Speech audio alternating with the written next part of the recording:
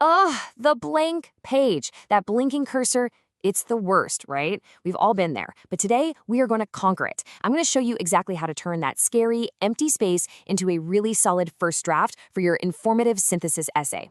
Ready? Let's dive in. And really, that feeling, staring at the screen, not knowing where to even begin, totally normal. The goal right now is not about writing the perfect essay. It's just about making progress. By the time we're done here, you are going to have a super clear, step-by-step plan to build a draft you can actually feel good about. Okay, first things first. Before we write a single word, we have to know what the target is, right? The absolute most important thing you can do is really truly understand the mission here. What are you actually supposed to be doing in this essay? Okay, look closely at that last part. Sharing what they say about the issue. That is everything. It is the absolute heart of this whole assignment. Your goal is not to argue your own opinion. Nope. Your job is more like being a tour guide for your reader. You're taking them through an issue and showing them, hey, look at what this expert is saying over here, and here's what this other expert is saying over there. You're weaving those ideas together to show the bigger picture. That's synthesis. It's all about connecting ideas, not winning a debate. All right, and then we have the nuts and bolts, the technical requirements. You can think of these as just the rules of the game. So we're looking for at least 3 pages long. You got to have at least 4 sources, and this is important, 2 of those have to be from our class readings. Make sure everything is in the correct MLA format, and you're using formal academic language. And all that means is you keep your own voice out of it. No, I think, or in my opinion, just stick to what the sources say. Okay, so now that we know what we're building, we can start laying the foundation. This is the pre-writing phase. And honestly, this is where all the real work happens. It's like you're an architect creating a blueprint. You're gathering up all your materials, your wood, your bricks, your steel, before you even think about putting up a wall.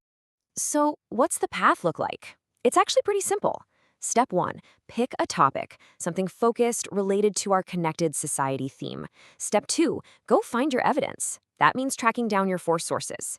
And step 3, start building out your body paragraphs. This is where you connect specific ideas you found in those sources. Yeah, this is the perfect way to think about it. Pre-writing isn't some boring chore you have to suffer through. It's your creative space. It's where you get to play detective, you know? Connect the dots between what different people are saying and figure out what the most interesting story is here. I promise, if you put in the work now, the actual writing part will be so much easier. Okay, your blueprint is done. Your materials are all piled up and ready to go. So let's put on the hard hat. It's time to start building. We are officially moving from the planning stage to the actual construction of your first draft. Let's start putting all those pieces together. All right, I'm gonna let you in on a little secret, a pro tip that can make this whole thing feel like 10 times easier. Ready? Start at the end. I know, it sounds totally backward, but trust me, writing your conclusion before your introduction can be an absolute game changer. So why in the world would you do that? Well, because writing the conclusion forces you to answer the most important question of any essay. So what? What's the point of all this? You have to boil everything down to one main takeaway. And once you know what that big takeaway is, boom, you've found your destination. That destination is your thesis statement, and it's the perfect signpost to guide you as you write a really sharp, focused introduction.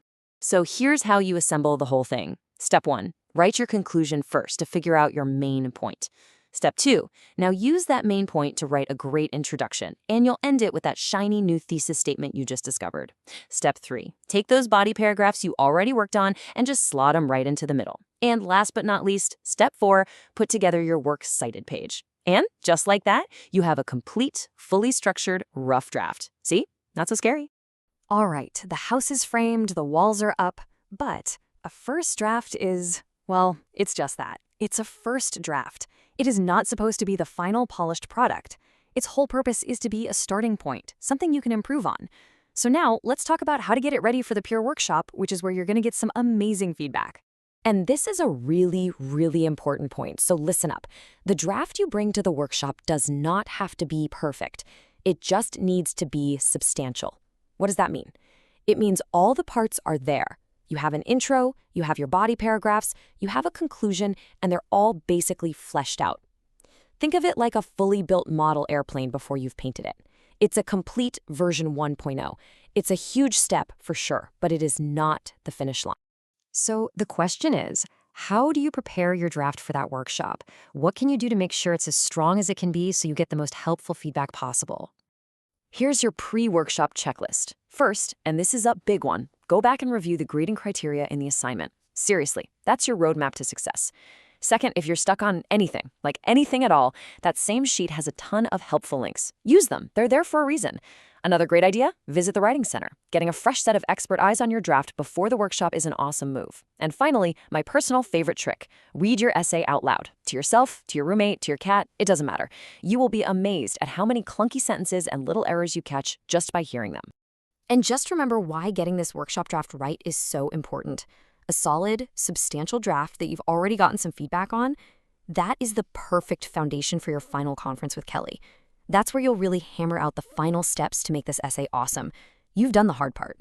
You took that blank page and built something real. Now you're ready to polish it into something great.